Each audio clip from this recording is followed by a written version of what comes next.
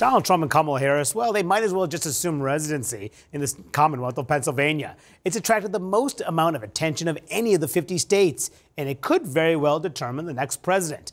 And now with the voter registration deadline fast approaching, there are some critical data points to help give us some clues about what might happen in just 3 short weeks. So I have Harry Enten here at the Magic Wall to dive into the numbers. All right, so Harry, tell us what you have found about how voters are leaning at this point compared to 2020. Yeah, I mean, the voter registration numbers, if you want a stat that Republicans absolutely love, it's this one. All right, Pennsylvania voter registration, you register by party in that state. You go back to November of 2020, you see Democrats 47%, Republicans 39%. That was an 8-point advantage. Look at where we are today. Yes, more voters in Pennsylvania are registered as Democrats than Republicans, but it's now just 44% to 40%.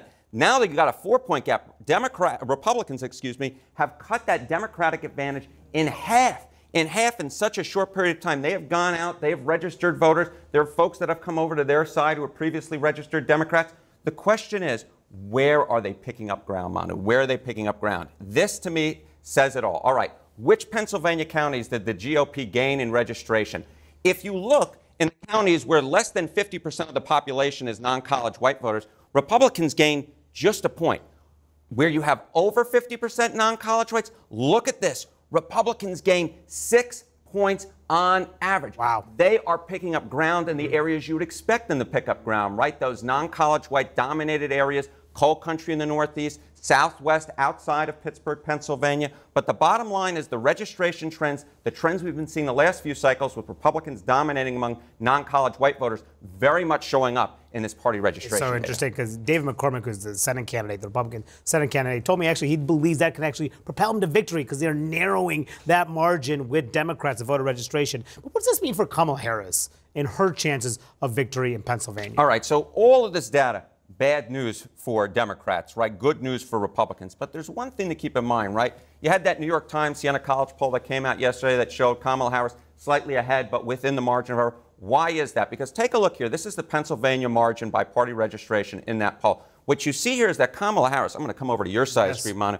is doing better among Democrats, a 77-point lead, than Donald Trump is among Republicans, a 74-point advantage. She's also doing better with those who are not registered with a party or with another party. But this nugget is key because even though Republicans have closed that registration gap, they haven't closed it completely. So the fact that Harris is doing slightly better among Democrats and Republicans, and there are more of them, that is what gives Democrats solace, is because at this particular point, that state, compared to, say, Arizona, slightly more favorable to Kamala Harris, at least in the polling data so far. So what does this tell us? I mean, are we seeing this nationally? Are we seeing this in other battleground states, this change in the registration advantage Democrats? Yeah, all right. So this, if it was just Pennsylvania and we're seeing just one state, I don't think we'd necessarily be doing this segment, but I believe it is part of a larger picture. Fewer voters who are registered as Democrats. This is across the battleground states where you have party registration. Not every state has party registration, right? Wisconsin doesn't, Georgia doesn't, Michigan doesn't.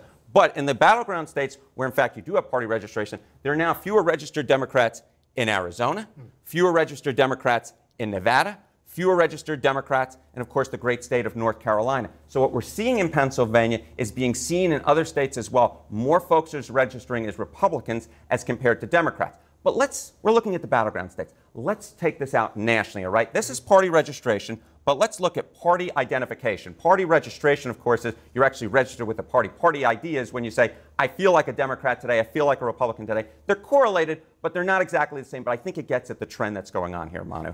All right, so party ID nationally. You go to October, November of 2016, Democrats had a 3-point advantage. You go 4 years ago, Democrats had a 6-point advantage. Look at where we are today, Manu.